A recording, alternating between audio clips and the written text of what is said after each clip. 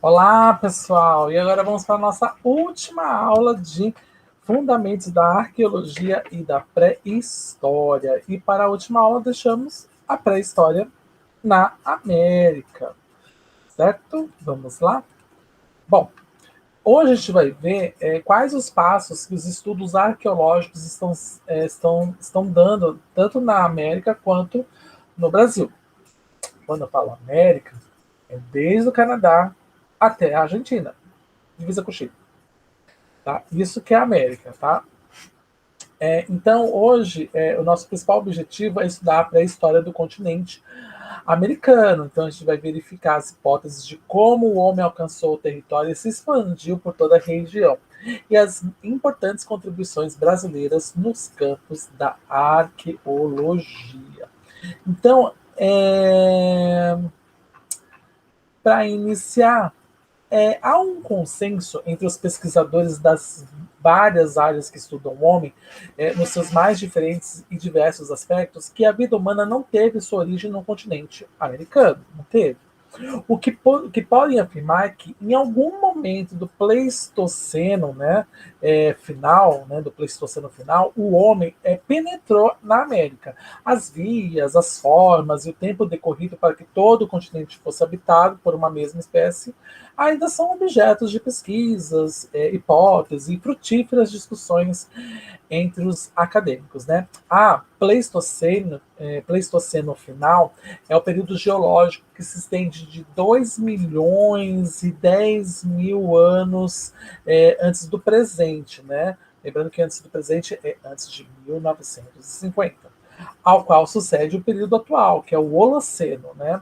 Então, uma vez que todos os estudos apontam para o início da vida no continente africano e para que entre 6 milhões e 150 mil anos atrás o Homo erectus tenha abandonado o continente africano em direção à Europa, Ásia e Oceania, é possível questionar em que momento, por quais meios e com a utilização de quais técnicas o homem alcançou a América. Então, as várias dúvidas pairavam também sobre o tipo de homem que chegou à América, que até o início do século XX se acreditava que antepassados dos asiáticos atuais teriam penetrado recentemente, há poucos milênios, na América do Norte, justificando o aspecto mongoloide da maioria dos indígenas americanos, né? Então, para a biologia, para explicar, tá? Existem três tipos de humanos: o europoide, né? O negroide e o mongoloide, né? As características dos mongoloides são as faces amplas e altas, crânios mais largos do que os longos e bases e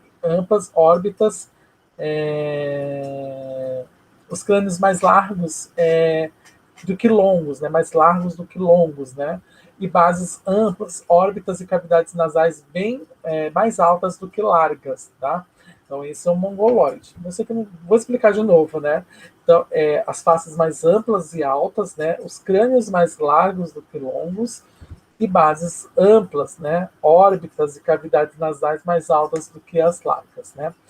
Então, entretanto, os estudos nos sítios arqueológicos de Lagoa Santa, Minas Gerais, liderados pelo francês Paul Rivet, já identificavam a conformação craniana dos ossos encontrados mais semelhantes aos dos australianos. A hipótese de uma migração que tivesse como rota a América do Sul a partir da Austrália foi logo abandonada, pois a presença de seres humanos nas ilhas do Pacífico era muito recente. Então, os estudiosos concluíram que era necessário analisar outras hipóteses e teorias, né? Então, a primeira hipótese para explicar a presença do homem na América foi de um argentino, o paleontólogo Florentino Ameghino, né? Ameghino, que defendia a autoctonia, né, do homem americano. Para ele, o homem havia surgido na Argentina e de lá se espalhado pelo mundo, né?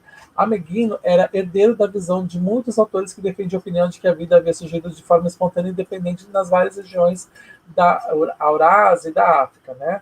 Hoje, os estudiosos partilham a opinião de uma origem comum para toda a espécie humana e que esta tenha surgido no continente africano. Então, no início do século XX, a teoria do Ameghino já havia sido destacada e se estabeleceu uma visão predominante de que o homem chegou à América por meio da transposição do Estreito de Bering, em algum dos três últimos períodos de glaciação, que foi 40 mil anos atrás, 25 mil ou 14,9 mil anos antes do presente, né? Então, os vestígios de populações humanas encontradas nos sítios de Clovis localizado no estado do Novo México, nos Estados Unidos, eram considerados como os mais antigos sinais da presença humana na América, desde cerca de 11.500 anos atrás. Nesse período de temperaturas inferiores a atuais, houve um período de glaciação que teria permitido a migração de um continente ao outro. Então, nos sítios foram encontrados, junto com as ossadas de grandes animais, o que sugere um local de matança, artefatos de pedra, tais como lascas cortantes e pontas de dardo, muito sofisticados. A pesquisa e o estudo do material encontrado sugere que esses povos tenham sido habilidosos caçadores, especializados em matar animais de grande porte em zonas abertas. Os últimos anos deram a possibilidade de descobrir outras características desses primeiros habitantes da América. Estavam adaptados em ambientes variados, viviam da coleta de vegetais e da caça de animais de pequeno e médio porte. Os diferentes grupos de Clovis desenvolveram técnicas originais, como, por exemplo, o de lascamento da pedra para extrair dos blocos de sílex ou obsidiana longas lâminas usadas para a fabricação de pontas. Né?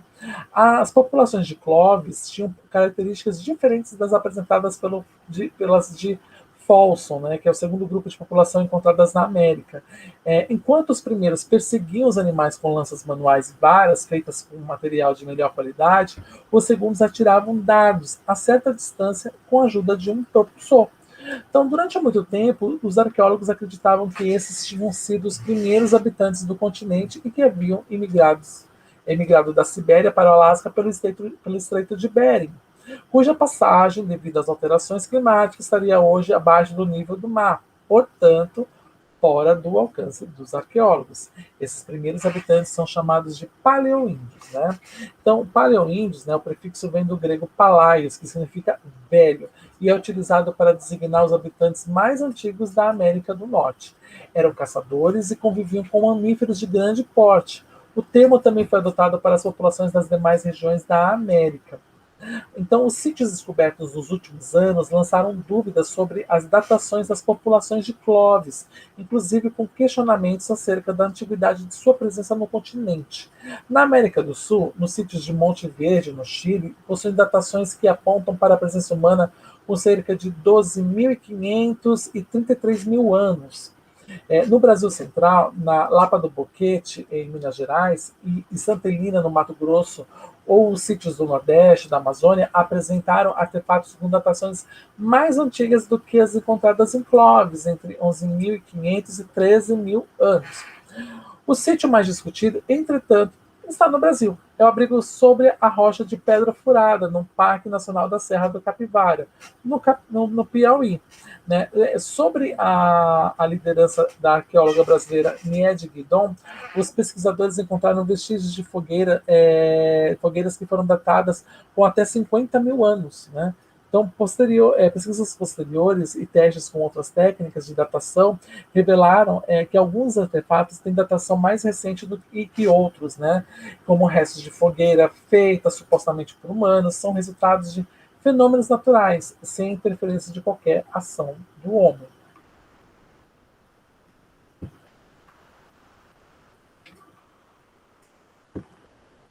Os principais sítios arqueológicos do Brasil é o de Lapa do Sul e Santa Helena, no Mato Grosso, no Piauí, em São Raimundo Nonato, em Alagoas, em Xando Cabodó, na Bahia, em Brejões, em Minas Gerais, Lagoa Santa, Cipó e Santana, em São Paulo, Alice Beer, e no Rio Grande do Sul, o Arroio dos Fósseis. Né?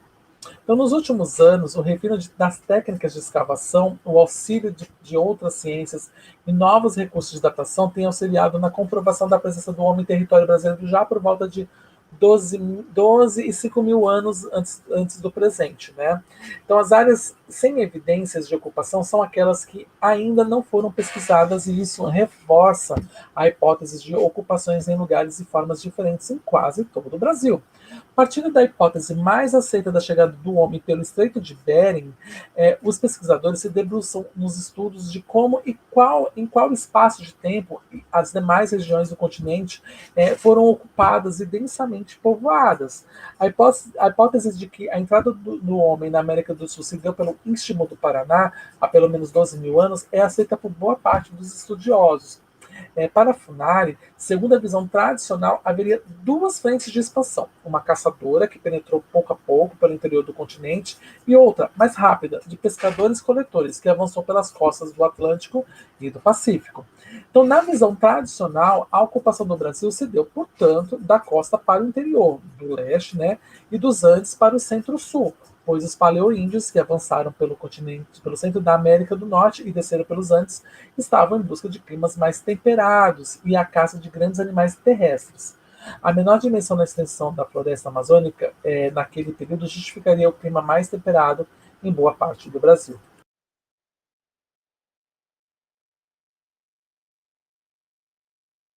Bom, agora sim. Os questionamentos e críticas acerca dessas hipóteses de ocupação são motivados por novas descobertas e evidências da presença humana em locais que eram considerados inóspitos. Mas a ideia de que povos procuram climas temperados e evitam os trópicos se liga claramente a uma visão etnocêntrica baseada na experiência dos estadunidenses e europeus burgueses, que tem sido considerada por demais subjetiva. Existem outras ideias que defendem a diferença entre culturas, organizações e desenvolvimento de técnicas das sociedades paleoíndias, partindo do pressuposto que os climas temperados nem sempre teriam tido as mais precoces manifestações de estratificação social e do desenvolvimento de técnicas. O modelo explicativo utilizado pelos defensores dessas ideias é o determinismo ecológico. Segundo esse modelo, a vida de populações humanas em regiões como a da floresta amazônica seria inviável.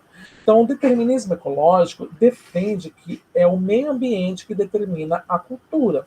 O homem se adapta e não transforma o meio. Daí serem os trópicos regiões inóspitas para a vida humana e inadequadas para o desenvolvimento cultural. O que tem se tornado cada vez mais evidente é a antiguidade da presença humana em território brasileiro. Uma característica comum aos sítios arqueológicos no Brasil é que, em sua maioria, eles estão sob o abrigo de rochas ou em grutas. Não porque os homens neles morassem normalmente, mas porque preservavam melhor os vestígios e são mais facilmente localizados pelos arqueólogos. A localização protegida possibilitou a preservação de grande número de artefatos. Os ocupantes mais famosos do Brasil foram localizados um pouco mais ao norte de Belo Horizonte. A região de Calcário e a encosta da Serra do Cipó forneceram a maior coleção de esqueletos disponíveis para o estudo biológico das primeiras populações americanas. Muito parecidos entre si, formam a chamada raça de Lagoa Santa. O mais antigo esqueleto, popularizado sob o nome de Luzia, foi encontrado no abrigo número 4 da Lapa Vermelha. As mais recentes datações acerca das populações de Lagoa Santa apontam para um período entre 10 e 8 mil anos atrás, e o seu modo de vida é bastante conhecido pelas diversas escavações. Né? Em Santana do Riacho, também em Minas Gerais, parte do espaço disponível era utilizada para trabalhar. As lascas de quartzo de diferentes tamanhos tinham várias utilidades, assim como as plaquetas de quartzo utilizadas para a confecção de instrumentos cortantes. Tais técnicas de polimento foram encontradas na mesma época no Piauí, mas não nos demais sítios brasileiros. E ainda, no sítio de Santana do Riacho, utilizado também como cemitério entre 11 mil e 8 mil anos atrás, foram encontrados esqueletos fletidos, né, depositados em redes, às vezes salpicados com pó vermelho e adornados por colares de pontas vegetais. Entre os restos de alimentos, há cascas de pequi, jatobá, coquinhos de licure, ossos de animais. Se constatou que os homens usavam utensílios líticos e ósseos. Deviam praticar a caça de porco do mato, tatus e roedores, com abundância de alimento vegetal que levava a cárie dentária, rara em uma época tão recuada. Pelo estudo dos ossos humanos, foi possível saber também que havia falta de alimentos e até fome no período de crescimento corporal de crianças e adolescentes, além da presença de doenças inflamatórias. Ainda em Minas Gerais, porém, no extremo norte do estado, foi localizado outro sítio, mas nele não havia esqueletos humanos. O terreno no Vale do Rio Peruaçu, região do Alto Médio do Rio São Francisco, preservava vários pisos de ocupação. Num abrigo na Lapa do Boquete, os vestígios de instrumentos de pedras feitos de sílex, os restos de fogueira e de alimentos apontam para a ocupação no período entre 9 e 12 mil anos atrás. Os sítios do Nordeste, embora com datações antigas, como no Piauí e na Bahia, não apresentavam características claras e aceitas com unanimidade pelos pesquisadores. A hipótese levantada em Pedra Furada sobre a chegada do homem na América, com pouca credibilidade por parte dos demais estudiosos e das correções nas datações dos artefatos encontrados, carregam de dúvidas os dados das pesquisas mais recentes. Por outro lado, o maior conjunto de pinturas rupestres do mundo se encontra nos sítios da região de São Raimundo Nonato, lá no Piauí. E o conjunto de estilo considerado como o mais antigo é o da Serra da Capivara. Segundo os pesquisadores locais, o grafismo teria se desenvolvido entre 12 e 6 mil anos atrás. Nas figuras da Serra da Capivara, as representações humanas mostram cabeças por vezes ornadas com cocais isoladas e às vezes figuras aparecem assexuadas. Quando estão em grupos, o sexo é indicado de maneira convencional, um traço para o pênis sempre erguido e um círculo para a vulva. As personagens são geralmente muito dinâmicas, formam cenas familiares, relações sexuais, caça ao tatu ou ao veado. Com datação entre 15 e 22 mil anos atrás presente, do anterior ao presente, em alguns sítios do Mato Grosso, a ocupação na região do Centro-Oeste é bastante antiga.